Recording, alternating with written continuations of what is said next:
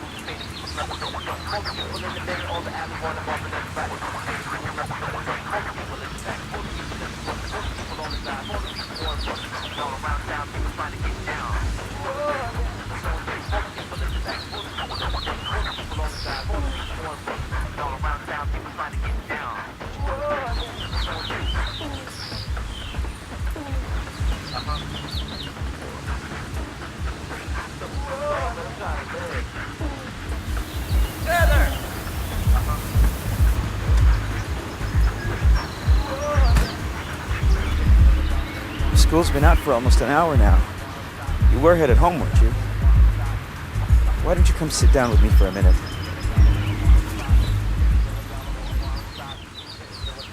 Mr. Fernandez, why do people use marijuana? Feather, some people use marijuana because they get talked into using it by friends or brothers or sisters who use marijuana. Peer pressure, you know. Some people use marijuana because they see older people in their families using marijuana. Some people use marijuana because they hear about it in their music, or they see it being used on TV or in movies. And some people use marijuana because they are rebellious, or have trouble controlling their emotions, or they have some type of internal distress. But none of these reasons are valid reasons for you to use marijuana. Why not? Because marijuana is also an ability inhibitor, whether your ability is in academics, athletics, the arts, or just socializing. It has more than 200 slang names. How many do you think you and I could name? I don't know. Let's try. Okay. Grass. Pot. Weed. Bong. Dope. Boo. Bud. Muggles. Hemp. Mez. Herb. Muta. Reefer. Gangster. Ganja. Sin Semilla. Skunk. Keef. Boom. Acapulco Gold. Cage. Thai Sticks. Chronic. Texas Tea. Howie Howie. Mary Jane. Aunt Mary. Marijuana. Mr. Fernandez, where does marijuana grow? Marijuana grows naturally all over the world, except in places like Death Valley and the North Pole. You know what? Marijuana has a 5,000-year history in manufacturing and medicine. Marijuana is an excellent source of fiber, which is used for rope and cloth and paper. And marijuana is an excellent source of a mind-altering psychoactive chemical called delta-9 tetrahydrocannabinol, or THC. But THC is only one of the 421 chemicals found in marijuana. And 61 of those chemicals, called cannabinoids, are found nowhere else in nature. But 421 is a lot of chemicals. 421 is a lot of chemicals, and a lot of them are chemicals we don't understand yet. But we do know, after they have been consumed by a marijuana user, that the cannabinoids are broken down by the user's liver and kidneys, but only about half of the cannabinoids are eliminated within the first 24 hours. What happens to the rest? The rest are stored in the user's fat tissues, and then in casual users, eliminated within 3 to 5 days. But in the heavy users, elimination can take 2 weeks, or even more. But the body can get rid of it, so is that right? The long-term risks and effects of the prolonged presence of cannabinoids in the body is still unknown. Nobody knows the answer to that question yet. Well then, why do people still take the risk? Because of the THC. For example, the people in China have used marijuana as a medicine for such ailments as backache, sunstroke, or dysentery, or bad disposition. Oh.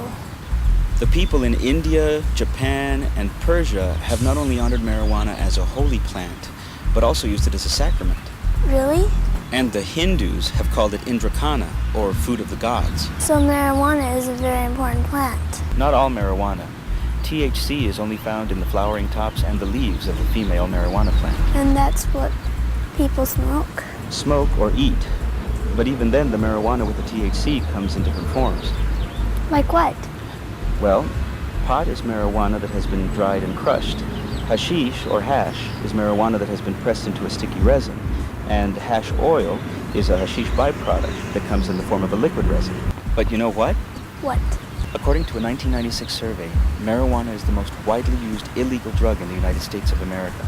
In fact, more than 71 million Americans have tried marijuana. And about 10 million Americans smoke marijuana at least once a month, and about 5 million Americans smoke marijuana at least once a week. Wow. Not only that, the average age of first-time illegal drug users in teenagers 12 to 17 years old is 13 and a half. Mr. Fernandez, what is it like to smoke marijuana? Well, Feather, marijuana sometimes makes older people and new users feel anxious, confused, paranoid, or even frightened. Marijuana has a different effect on younger people and experienced users. Like what? Well, in the short term, say from 2 to 4 hours, they experience very red, bloodshot eyes, runny nose, muscle relaxation, thirst and appetite stimulation, increased breathing and heart rate, high blood pressure, mood alterations, a lack of awareness of the world around them, dizziness, a swirling sensation, an intoxication fog, heightened sensitivities, time and other perceptual distortions, short-term memory disruption, which inhibits calculation, reasoning, reading comprehension, speech and arithmetic skills, visual tracking and distance judgment abilities, reaction time and coordination. They become engrossed with ordinary sights, sounds, or tastes. Trivial events may seem extremely interesting or absurd. They have difficulty with simple tasks. They have decreased willpower. They participate in unsafe sex. They become sedate. Things like that. Wow. And there can be after effects or a hangover too. What happens then? Slowed reaction time, impaired concentration. And that's all? No, Feather, that's not all.